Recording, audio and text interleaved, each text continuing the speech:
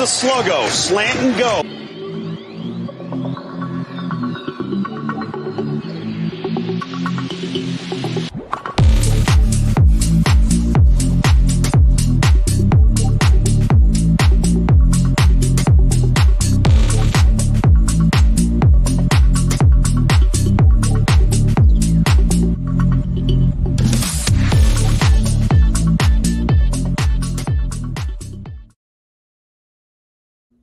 Beef.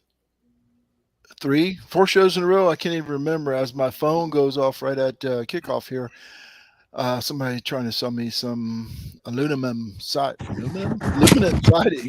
It's Wednesday, so you and I are here together. We got a great show planned tonight. Going to be maybe a couple tears shed, some feelings hurt, but I got some great memories for you from the great's a little over exaggeration. Got some horrible memories for you from the 1980s. And I know you got some for me. This all came from Houston Burnett's story about Georgia Tech on rubbing the rock and why why that's his hated rival. But before we get to that, what's happening this week? Man, I just lived the dream here, Marty. You know that. I'm actually not traveling at all this week. It's kind of weird to be home. My wife's asking me like when am I leaving again, so I don't know what the heck's that's all about. But good to see Kevron checking in. He didn't put it up yet, but no, man, I just having a good week, just working hard and playing with the kid. I mean, it's been fun. How about you? Good evening, Kevron. Glad to see you in first, as you usually are. I used to have a friend who was an officer in the Navy, and they would go on I don't know what you called them. Tours, whatever, but like under the water for 6 months. He's in a submarine, right? And so when he was gone, the wife and the kids would get this routine down, and then he would come back and it was all destroyed, and the wife had to, do it over again. A guest appearance by Slider? Is that what I'm hearing? Always. It's a weekly thing now. He's got to see his hand on air too. He's more than welcome. Hey, Ryan, how's it going? Say hi. All right. So he would come back and just wreck their routine. Then he would leave for 6 months. They get the routine going again. He'd come back and wreck their routine. So it got to be routine. So, it's kind of strange. And of course, our routine, mine and my wife's routine, is all out of whack because of her broken ankle.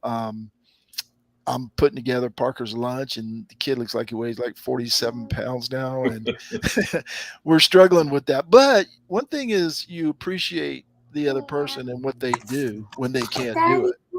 So it has been an interesting few weeks here too, but good to see you don't have to travel and you are at the homestead tonight. I want two in my ear. There you go, Paul. I want two in my ear. You got to be quiet, okay? There's one in your ear. Are we telling a Cregan offspring to be quiet? I'm pretty sure that's not possible. It doesn't exist. It doesn't exist. Hey, Beef, after your fantastic write-up on the Clemson Georgia Tech baseball series, the Tigers swept Georgia Tech. Played well. The Georgia Tech bats weren't quite as loud as you had anticipated. I still want it. The Clemson bats were very, very loud. Clemson swept Georgia Tech 3 straight ball games. And if you have a chance, if Ryan's not taking the mic from you, tell us a little bit what your thoughts were on the Georgia Tech series after seeing the sweep on last weekend. Yeah, no, I do a lot of those previews, having seen very little of the opponent. Now, I happened to see a couple of games at Georgia Tech, so I knew how good guys like Kevin Parada were in that lineup, and the leadoff hitter as well. Just unreal numbers. So I was a little nervous, but then, like I said in my preview, the pitching staff was saying, all right, well, if Clemson can hit with Georgia Tech, they're going to be all right, and hit they did. They really, really were solid at the plate. It almost felt like 1 through 9, which has been an enigma this year for Monty Lee's team. But everybody hit. Of course, Max Wagner stayed as hot as anybody in the country. and it was just a lot of fun. It was a lot of fun to watch all 3 games. I was glued to the TV, which has been kind of rare as well this season. Just the guys looked like they were having fun out there. Everybody was hitting. Everybody was contributing. It stunk when Blake Wright took that foul ball off his knee and refused to come out, but then he was gone the next 2 days. So you're like, all right, how's this lineup going to work? Will Taylor slots in at that 2-hole spot, has 6 hits in his first 4 games, something like that. So he's been looking pretty good as advertised. Cooper Ingle going down last night doesn't help, but it was a lot of fun. And that Georgia Tech pitching staff is atrocious, and they shut down Parada, probably the first team All-American catcher. They really, really, really shut him down, and he's good. And I don't know how they shut him down, but they did. They didn't let him beat them, so it was fun. Yeah, it was. You kept waiting for him to explode, right? He came up with the bases loaded. He had the tying run on base. Was it game 2 or game 3? One of those games he came up with the tying run on base. Yeah, it was game 2 when they almost blew the big lead, the 12-1 lead. So you kept waiting for him to explode, and he never did. That's the other thing. You mentioned it. I meant to mention it when I was started off the soliloquy there, that you nailed the Georgia Tech pitching staff on your preview. And that's why everybody should read Rubbing the Rock. Casey the Beef Cregan's previews are the best on the internet. As I say that, you had predicted a Clemson win last night against the College of Charleston. That didn't happen, but that's baseball, right? You're going to win, you're going to lose. Just hope you win significantly more than you lose. Tigers left a lot of people on base. If I remember correctly, they had 11 hits and 10 walks and ended up with 5 runs. The last time I saw the stats, JP's stats said they were 4 for 21 at one point with runners in scoring position. That's going to make the difference between wins and losses, as Monty Lee said. And unfortunately, the Tigers were on the short end last night. Yeah, and I wanted to be disappointed last night because the end result is the end result. I mean, that's not profound by any stretch of the imagination. But I think there was a lot of, these advanced analytics and all that probably would have said that the Tigers played really well last night, minus the left 16 men on base and 4 for 23. Thank you, JP, for that stat. Perfect timing. But they had some tough luck. Who was the kid? Troyer hit a seed with the bases loaded back up the middle. The pitcher closed his eyes, went into the fetal position, and happened to make a catch, turned around to third and had him doubled up. But I mean, you can't ask for better contact. Dylan Brewer took a called third strike, which I hate, but was probably a little up in the zone. So I think there was a little bit of tough luck. I mean, obviously 4 for 23 is not good. Don't get me wrong, but they had every opportunity to win that game last night. The pitching wasn't terrible. I mean, they walked some guys in spots, but I'm still the loss is the loss, and you never want to lose, especially with the way that Clemson's going right now. But I was not disappointed, and it was a weird feeling after a loss. Okay. JP says, I thought they still played well last night outside of just not being able to get the big hit in the crucial situation. CFC made a couple of defensive plays too. Yeah, I only got to watch part of the game because I know JP was there. JP, thanks for the eyes on, because those of us who have to depend on the ACC network were watching the pregame music for the first 2 innings. And it's my favorite thing to rip on, Casey, the ACC network. Horrible. And I don't know what happens at Segra Park, if it's a different film camera crew. I'm guessing it is, right? Maybe it's there, the team that resides there, it's their camera crew, because we're hearing a drive to left, but we're seeing the first baseman pick his butt, right? I think they're just not set up for it. I think minor league baseball just isn't set up for it, unfortunately. Well, there's a lot that's on actual TV, but anyway, we got you covered. It just happens to us, man. I swear it just happens to Clemson.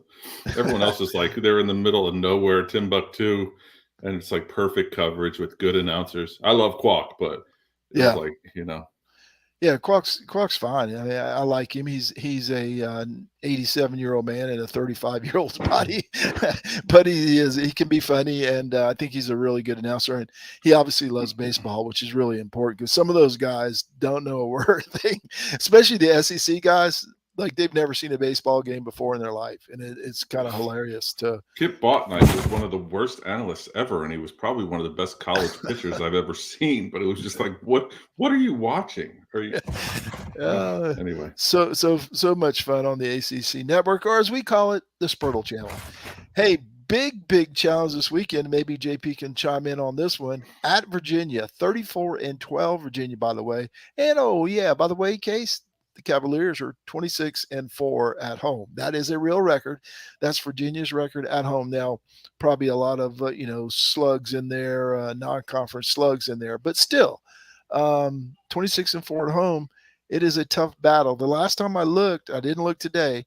Clemson had a half a game, I think, on Duke and was still a half game behind North Carolina, or maybe it's the other way around.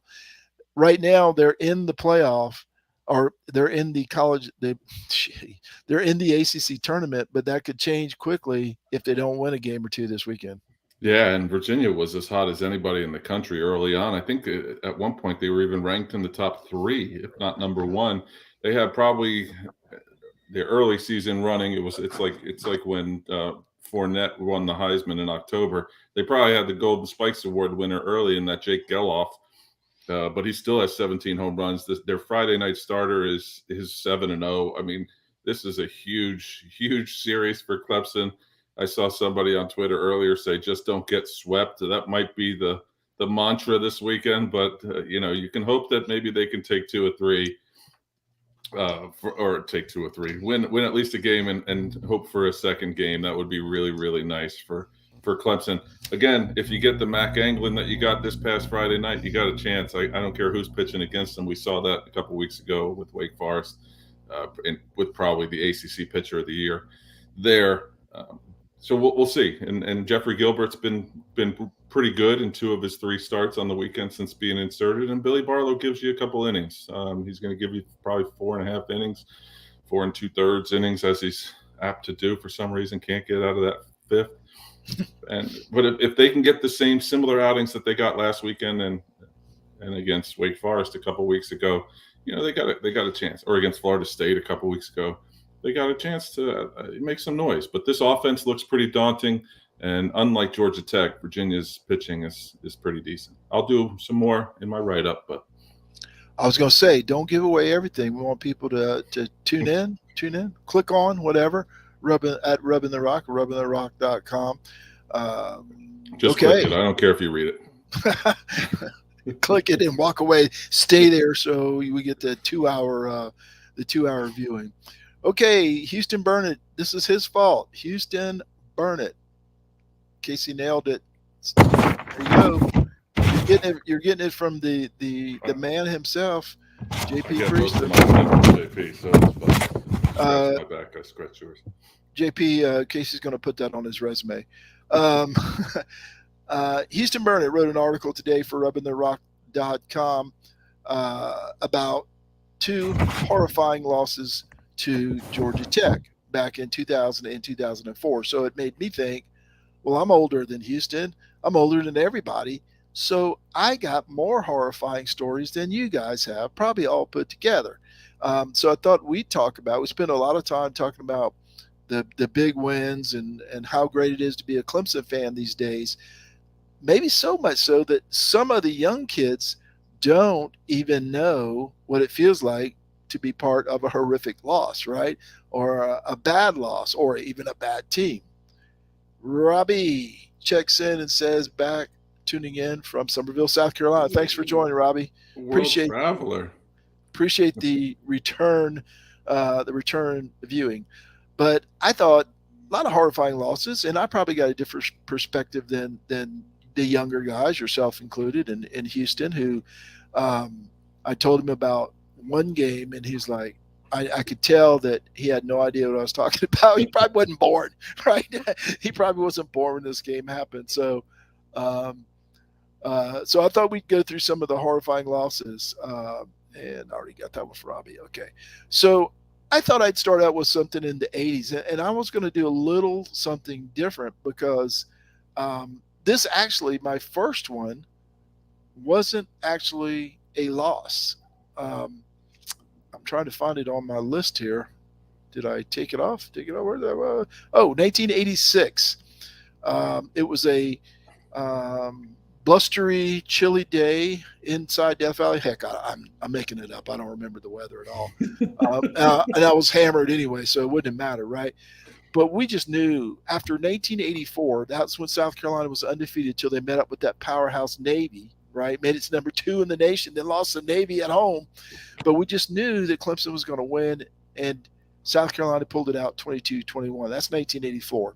So the next trip to Clemson in 1986, I was positive Clemson was going to win. And at opening kickoff, I was even more positive because they returned it. I don't remember if it was Rulac or Ray Williams. Clemson returned it to like the 3, scored on the first play. Like 9 seconds into the game, they're up 6-0. The snap goes over the holder's head on the extra point. He throws it up. I think it was Jim Riggs in the end zone. 2-point conversion. We're like 9 seconds in. It's 8-0 Clemson. What could go wrong? Well, you know what could go wrong? I was on, I think, about the 15 or 20-yard line, hill end, and on the bench side, Clemson bench side, and I saw Mike Holt throw a pass that I said, what is he doing? That is the worst pass I've ever seen. And then Sterling Sharp, not Shannon Sharp, but Sterling Sharp came out of nowhere, hauled that thing in for like 65 yards. They dragged him down at like the 8 or something. It was 8-7, back and forth, ended up in a 21-21 tie. They got 21 points when they had 8 with 10 seconds gone in the game. It was just they had 2 field goals and a touchdown to end up with 21. Danny Ford and Treadwell kicking field goals. So how disappointing. It was so disappointing. It's back in the day. And the younger people might not even know about ties. But when I was at Clemson, they had 2 years where they had 2 ties in each year. There were 7-2-2 one season, a bowl ban, and 8-2-2 another season where they went to a bowl and won it. What a wild and weird game. Ended up 21-21. And look, there's another old person here. There's 2 old people. Thanks, JP. I knew I liked you for a reason. Anyway, that was my first one, a 21-21 tie with South Carolina. Let's see. And let me go next. Oh, Virginia Tech. JP, let me know if you remember this one. That same year, Virginia Tech came in, and growing up, I went to a lot of Citadel games being from Charleston. Now, Virginia Tech was in the Southern Conference at one point, but this is just a few years later. They aren't in the ACC yet. I think they might have even been independent. Virginia Tech came into there. We knew we were going to win because if you remember, a year before, you don't remember, but David Treadwell's first ever kick was a game winner against Virginia Tech. He was short on, I think, a 36-yard field goal. He connected on a 31-yard field goal, barely, and just shows you how kickers can improve, right? Barely, and Clemson beat Virginia Tech. The next year they came to Clemson. The defense was good at Virginia Tech. This must have been the beginning of the Bud Foster era. They were really good, and shockingly, they blocked a punt from Bill Spires, the uncle of the 18-year punter for Clemson. They just he's the dad. He's the dad. Is he the dad? I thought he was uncle. No. Anyway, they blocked a Spires punt for a touchdown, and Virginia Tech beat Clemson in Death Valley. Never heard of Virginia. I mean, I had heard of them, but it was kind of shocking for Virginia Tech to come into Death Valley, block a punt, recover it for a touchdown, and win the game. So those are 2 for me. I'm going to shut up and let you give a couple. Those are 2 early ones. I think me and JP are the only ones that remember those 2. JP, let me know if you remember the Virginia Tech block punt game. Same year as the South Carolina tie. It was not a great year in Death Valley. I want to start. My first one is I don't know if it's disappointing. Well, yes, it's disappointing. It was my freshman year at Clemson, 1995, 1996. And the first year that I was there, I don't know, 7-3, maybe 8-3, or 7-4, something to that extent, but got in a bowl. We were, I think, ranked in the top 25 at least, playing either unranked or lesser ranked Syracuse in the Gator Bowl. And every pundit back then, there was probably only two, said that Clemson was going to win. It was, Nealon Green and Raymond Priester going up against some guy named Donovan McNabb, and he had a receiver by the name of Marvin Harrison or something, some no-name guy. But I'm sitting, the disappointing thing for me was I got home from school. I was on the couch with my dad. My dad had hardly even ever heard of Clemson or knew where it was, even besides dropping me off and visiting with me. And Syracuse scored about every time I blinked that game. So there was just a feeling of disappointment, not only in myself, but like my dad is looking at me going, this is where you decided to go with your football team is on national TV. It was like a noon game on New Year's Eve or New Year's Day, thinking you're all good and going to beat this Syracuse team. And I think it was just more disappointing because my dad was like, so you can turn it off, son. You don't have to watch this anymore. I can't believe I'm paying for you to go watch that team in that school. Paying out-of-state tuition for you to go watch that. And I'm glad I didn't go because it's the only bowl game I didn't go to in my 9-year career as a student at Clemson. Your dad probably said, son, you could have just gone to Rutgers and got the same thing. Rutgers was okay at that point, but that was awesome. Yeah, that was an awesome performance, like JP says here. McNabb tore the Tigers up. Watched the whole game with my jaw on the floor. They were good. They were very, very good. I think there was a guy named Kevin Johnson too, who was a wide receiver. At least last name was Johnson, Kelvin Johnson. He was good too. And my next one is another similar. I guess all my ones are basically family or selfishly related. 2010 Boston College. 2008 we went up there, first time BC and Clemson were playing since BC got into the ACC. 2010 in 2008 we had like 26 of us that flew up from Clemson or had gone to Clemson and went up there and just had a blast. Had a really good time. In 2010 my brother lives up in that area, so I go and visit him. My nephew's birthday is around that time, usually in October, so it's a good time to kind of get up with the family.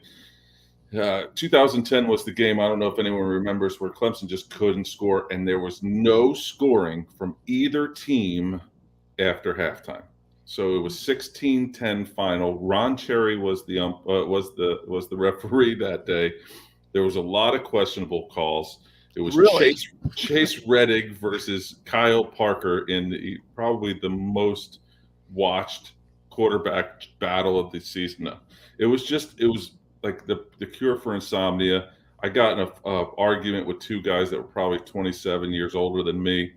It was just a disappointing day because it was me and my brother trying to have a good time, met up with a couple folks. It was just a very 16-10. It was a brutal day in Boston. Edward Shumpert checks in and says, anyone remember the Texas Tech Raiders bowl game? I have a story about that one too, Casey. I remember where I was, Edward, exactly where I was. I was with my ex's dad, which is never a good place. And he's and her brother who went to West Virginia. You could imagine what's coming next for me when we get there. And they're just looking back at me and her the whole time going like my dad did it with the same disgust and disappointment. So sorry.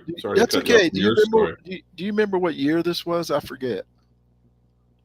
It was after I was in school, probably 01, 02.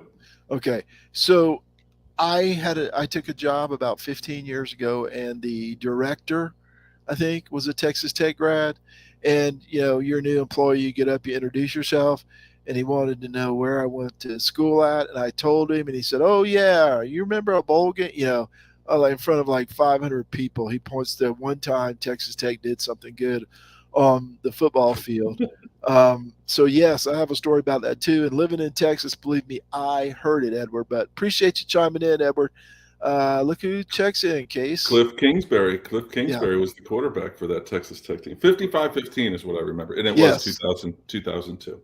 55-15. Michael Palk says Clemson should have eaten more Chucky Campbell soup. Yes. Let's Always see. Ed. Need two now, don't you think? Okay. And JP, giving them the business for sure Yeah, yeah. in 2002, JP. Thanks, JP. All right. Let's see what I got coming up next. See if I can beat. Oh, 1990. Now, this is not football, this is basketball. When my son is 15, he was born in 2006. He knows who Tate George is because I have told him this story about 611 times. I was in a I was broke. I was in a tiny apartment with a TV about as big as your head, and I did. 60 inches. I couldn't say as little as your head because that doesn't sound right, right? I had a TV about the size of your head, and I was broke and I didn't have any money, but I did have Clemson basketball, and they were going to make the Final Four, and I was so excited. They were losing big early. They came back, took the lead. No way they could lose. They lost. Tate George from the corner. What I looked like when that ball went through the hoop, I don't know if you've ever seen the video of it, Case. Oh I yeah. looked like Eldon Campbell. What I just grew up a happened? Big East fan, so I definitely watched that game. Oh, that was a killer for me as far as basketball goes. The other one I don't even have on here, and I'll just skip it for time's sake. But going back a bit and back to football, 1988, the Punt Ruski game, Belton, Texas, at my brother's apartment. Just sure they were going to beat Florida State, and guess what? They were going to beat Florida State because they were going to have Florida State punt. We know every Clemson fan knows what happened after that.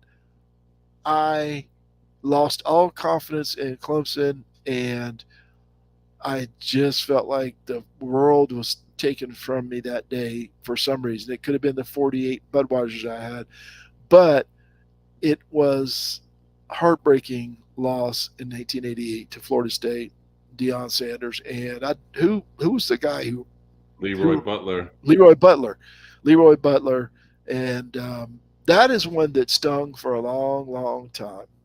So those are two more for me. What you got, Case? I got 1998 Clemson Duke basketball. Great story. I had a friend whose cousin was a student at Duke, so she got 2 tickets. The problem was there were 4 of us there. I think the statute of limitations is up on this.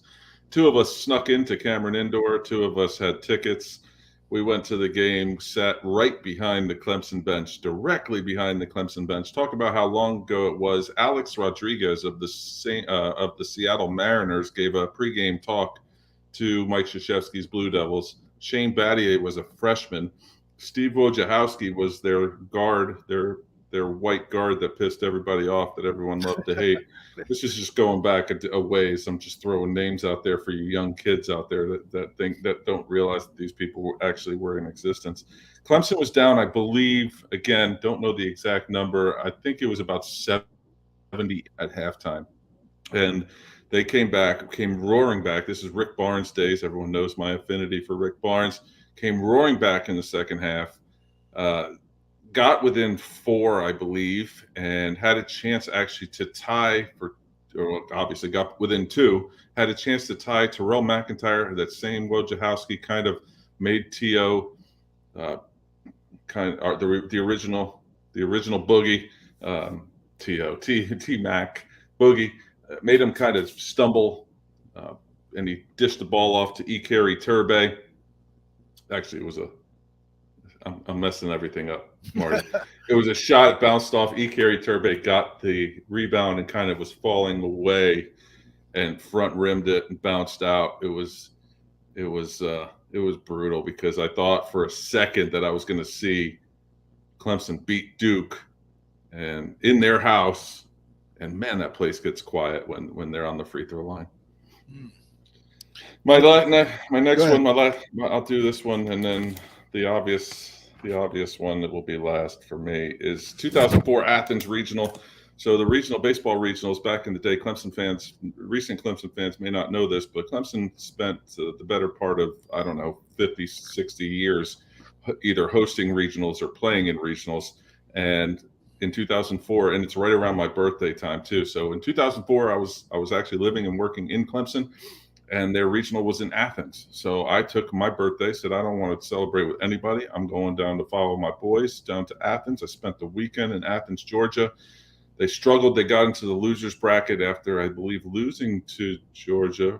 They lost to Georgia in maybe the first game, and they came back and beat them in a very good game. It was awesome, and they lost in 10 innings, 7-6. In the championship game. It was one of those had to beat Georgia twice things. And I think that year Clemson really had a good shot. They were like 36-22 maybe overall, but they were solid. They had Tyler Colvin, they had Travis Storer, they had Herman Demick, Russell Triplett. They had good arms on the weekends. They were ready to go. Georgia ended up winning their Super Regional against Georgia Tech and making it to the World Series, and made a little bit of a run. So I really truly believe that 2014, if they beat Georgia, ifs and buts, if they beat Georgia, they're going to Omaha. But it was a tough day, tough birthday weekend to go back to Clemson with a loss. Darn, I don't remember that for some reason. 2004. Interesting. Okay. Well, that was the year that I was at Clemson working 2003, 2004, and a lot of the guys that I was working in the theater at the Brooks Center, and a lot of the baseball team came and had to get hours because for some reason they took theater 201 or whatever that number was, and they had to get hours. So most of them worked for me, and of course, being a jock sniffer that I am, I had to make friends with them, and I got pretty close with Russell Triplett, who was the shortstop, and Herman Demick, who was the second or third baseman at the time. More Herman than Russell, but still good guys. And so I just followed them pretty much around the country. Went to Miami for a weekend for a series. And so I kind of felt like my team, So living the life. Anthony Weeks says the first Alabama game in the national championship, tough loss. That is on my list too, but for different reasons, because I'm old. I hadn't seen a national championship since 1982. I thought I would never see one. I thought that was the opportunity. Little did I know what the boys had in store for me the next year and a couple of years after that. So that was a tough loss for me that night. Let's see. Robbie Posey says West Virginia football game when they played the 70-plus. I think we're going to get to that one. Edward Shumpert says, what does Edward say? Stung Clemson baseball dropping 2 to the Gamecocks. We will get to that one. I got a story about that one also. And Casey, JP loves Rick Barnes too. Chancey says basketball versus UConn. We've talked about that. Chancey, I looked like I forgot his name. Eldon Campbell. Eldon Campbell's. My face resembled Eldon Campbell's face when that shot went in. But mine lasted for like 6 weeks. All right. 2000 in Georgia Tech would be my next one. I did not actually see this game live, but the reason it crushed me, the reason it was so very hard to put up with, I was at a concert. I was at a Jerry Jeff Walker concert in Green, Texas, where famous Green Hall, the oldest dance hall in Texas, had a semi-lovely lady on my arm that I'm not married to right now. And so I had a friend of mine was texting me, and he was saying, no, they're going to do it. They're going to win. Oh, no, Marty, they're going to lose. 5 minutes later, oh, they're going to win. Oh, my God, they lost. So I didn't know what was going on, but I knew it was crazy and wild. I didn't know how crazy and wild until I got back home. And what a hard way to lose an undefeated season. That game on a just horrible. I don't even want to talk about it. I don't even want to think about it anymore. Just a horrible way to lose a football game. And as someone mentioned earlier, 2010 College World Series. Here's my story about this. See, Casey, I'm older, so I have more stories. I was in the hospital I won't say close to death. It was not sure that I would survive. I was in the hospital for 37 days on one stretch in 2010, then another 40 or so days in another stretch. But the first time was this time when the World Series was on. The Sunday night before I went in Monday morning was when they defeated Arizona State. I think, or was it Arizona? One of the Arizona teams to make it to the World Series. They had to play in Arizona, and I was shocked that they won. Anyway, in the hospital, had surgery, didn't go well. Um, so the night they were playing South Carolina, the extra inning game, I was out of it on drugs, hooked up to all kinds of machines, and woke up and asked a friend of mine, Jim, how did it end? And he just shook his head. uh, and then, of course, they lost the next game. And I was so sure they were going to win. I was going to wake up. They were going to have a national championship. It was going to help me recover. It did not happen. Jim brought me a Clemson baseball T-shirt to the hospital. That didn't help. Um, that was crushing as far as baseball goes. And I would argue perhaps any sport goes because of who they were playing and who they lost to and how it came about. All they had to do was win one game. South Carolina brings in a guy that nobody had ever heard of. It pitched like 6 innings the whole year. Michael Roth turned him into, Warren Spahn, Cy Young, and whoever else all rolled into one. And South Carolina ended up winning the championship, which hurt even more. It was just a cluster of issues there. So that was obviously my big one for baseball. But that's as we talked about when we were putting this together. That's an obvious one. You picked some of the less obvious ones, but I wanted to also, and that's why I picked out some of the old games. But I mean, it's hard to get over that as far as baseball goes. What I'm getting at of this whole conversation, Marty, is we got a ton of games that were heartbreaking as Clemson fans. I think I don't know. It feels like South Carolina fans are like this now, and we were like this forever. But my last one actually is the obvious one, and there's a little bit more to it. I had about 8 friends fly. I drove from Tampa to Miami. Met some friends in Palm Beach for the 2012 Orange Bowl. It was the first time Clemson had made a BCS game. And there was a lot of excitement. We were ranked probably in the top 15 or so. And West Virginia got in from the Big East Conference, and they were ranked 23rd or so around there. But they had some guys that could flat out play. I'll get to them in a minute because I still have nightmares about taking off. But the game, it was the year 2012 was one of those years that Clemson got down big against Maryland, came back and won. They gave up a couple touchdowns to somebody else, came back and won. So it never felt with Taj Boyd and Sammy Watkins and Andre Ellington that Clemson was out of it. It never felt like they were out of any game with those guys because next thing you know, it's a 70-yard pass to Sammy who outran everybody on the team. It just seemed so effortless back then. So after one quarter of play, it was 17-14. At the half, it was 17-14 Clemson. At the half, it was 42-20 West Virginia. And I turned to my friend Ryan Lawrence, who flew in from Philly, and said, I'm still not worried yet. At 42-20, if they go up 49-20, I might start getting worried, but I'm not worried with this offense.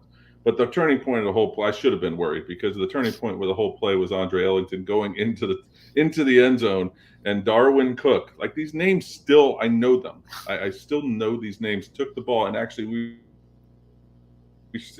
tackled Obi, the Orange Bowl mascot, which was pretty funny, but it wasn't funny in that particular night. Stedman Bailey, Tavon Austin, Geno Smith. I mean, literally, these guys still haunt my dreams. But because of what's happened recently, it's become actually more funny than anything else. Clemson was able to get rid of Kevin Steele on that day. Literally, I think they left him in Miami. Brent Venables comes into Clemson, and obviously the rest, as they say, is history. But in the second quarter, it just felt like after that fumble, and I believe Taj threw a pick or something again later on in that same quarter, it just felt like Holgorsen figured out that if I use these two dudes that are so fast on the outside and just choose one of them to go end around, that Clemson didn't have the dogs to stop them, and they really didn't. It felt like that play. It runs in my head. My bed's right over there. It runs in my head pretty much weekly where I see an end around and I see Dana Holgersen's mullet. So 2012 Orange Bowl is my most disappointing game ever, especially because I was supposed to spend the night. We're supposed to hang out in Miami or Lauderdale with friends, 8 of us. I drove back the 5.5 hours, didn't get back to Tampa till 5:30 in the morning. Wow.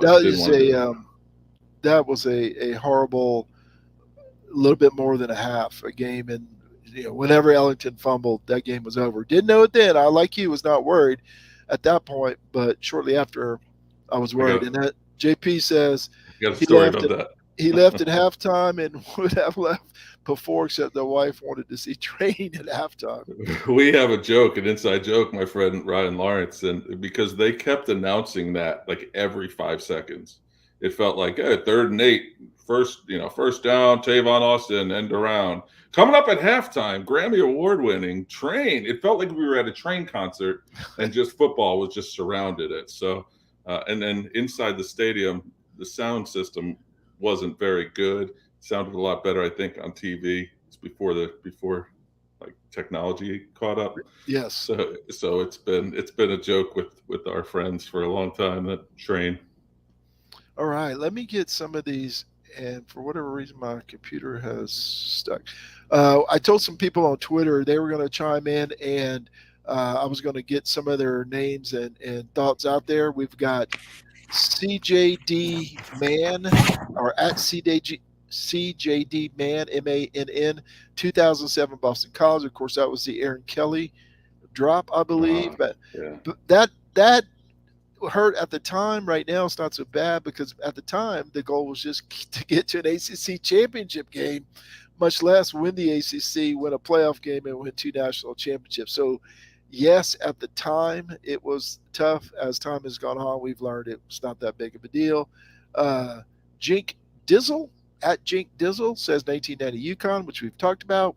Smack_check says 2010 College World Series, which we've talked about.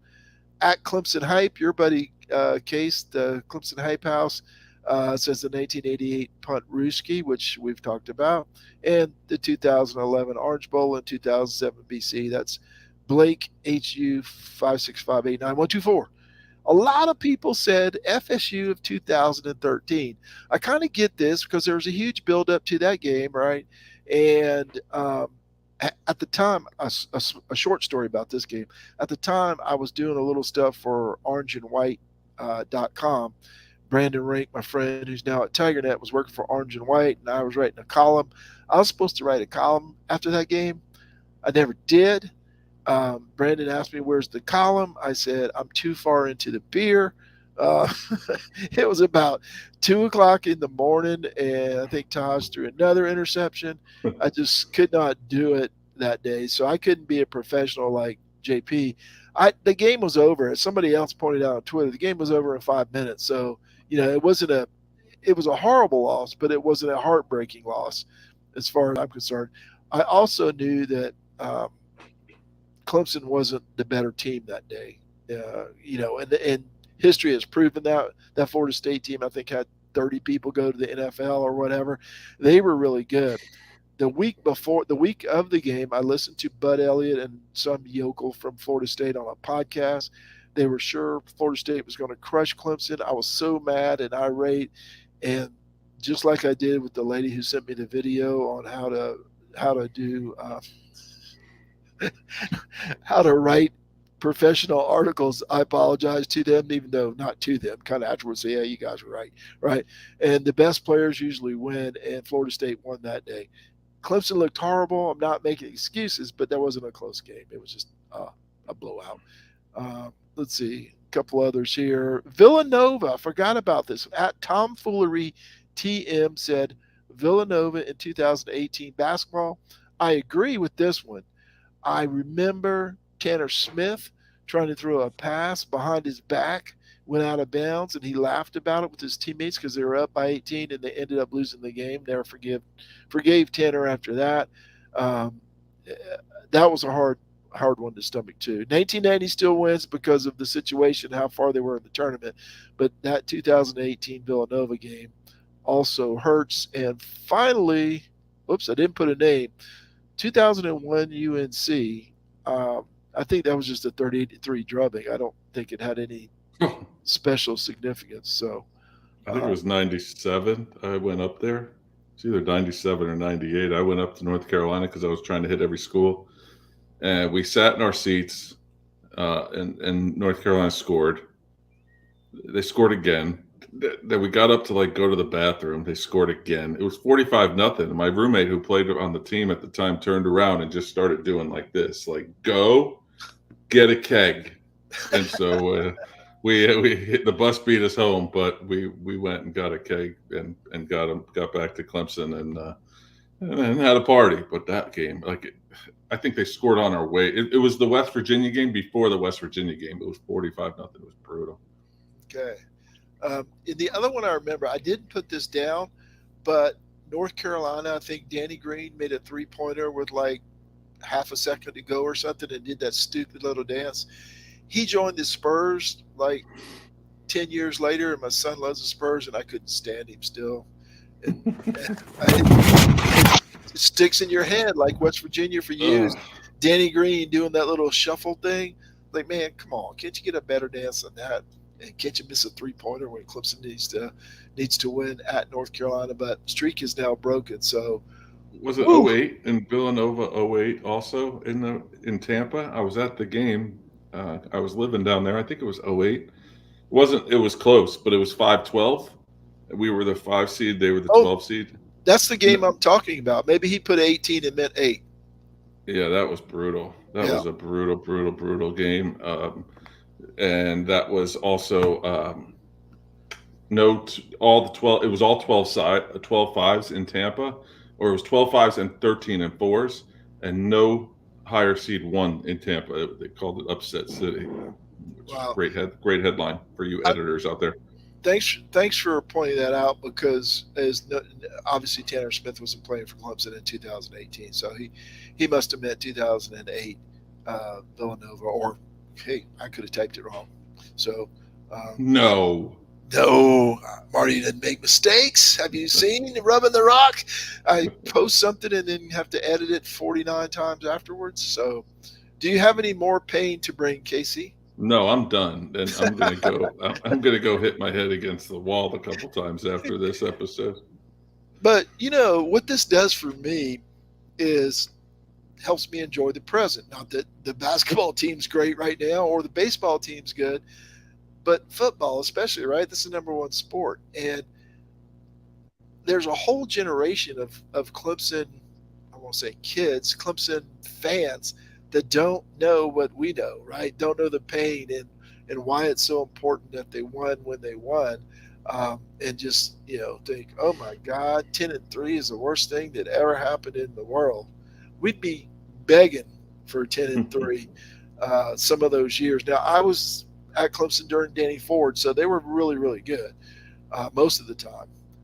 But they had some lean years in my youth too. So, and if you notice, there's a whole like 15 years in between my games, because I just really didn't pay a lot of attention because they weren't very good, right? I mean, there's no heartbreak when your team, your team's going to go 3-8, 4-7, et cetera. JP has got one here. Clemson losing to Duke. Oh yeah. Oh my! And how about the 45-17 Wake Forest crushing? I had that in my others receiving votes. Yeah, man, I still remember. I couldn't believe that game. I was like, what? Wake Forest? What are we doing here? So fired Tommy Bowden the next week, right? Well, and that's the other lesson. 2 of these horrible losses got rid of Kevin Steele and got rid of Tommy Bowden. So on the football side, it works. On basketball, they're less eager to fire the coach when something terrible happens. And certainly in baseball, with 3 coaches since 1957, doesn't happen very often. So we'll see what comes in the next couple of weeks. All right, Casey, my voice is about to fall out of my mouth here. So tell the people thank you. Let's get out of here. I got to go watch the Astros with Junior. Don't have to. I really enjoy it. They're on an 8-game winning streak, so it's a lot of fun right now. Woo-hoo. So I better jump in and get that father-son time. And as I told you on the text, Parker Coleman and I are going to see an Astros-Yankees doubleheader in July. It's going to be fun. I hope I don't get in any fist fights because I'm old. And those New York fans will brutalize me. That's why I wore this shirt tonight, just for you. Thanks to everyone in the Seldom Used Reserve College Football Discussion Facebook group. especially Nelson Wilhite for all his help, John Chansey for being a good all-around guy, Uncle John McGee, JP Priester for all his help as well. Sluggo Podcast, and each and every one of you who listens, likes, shares, and participates. On behalf of Marty Seldom Used Reserve Coleman, I am Casey the Beef Cregan. Thanks so much for joining. Maybe next week we'll talk about some wins. I don't know. We'll see you next week on Sluggo. That's no fun. I think that sounds pretty good.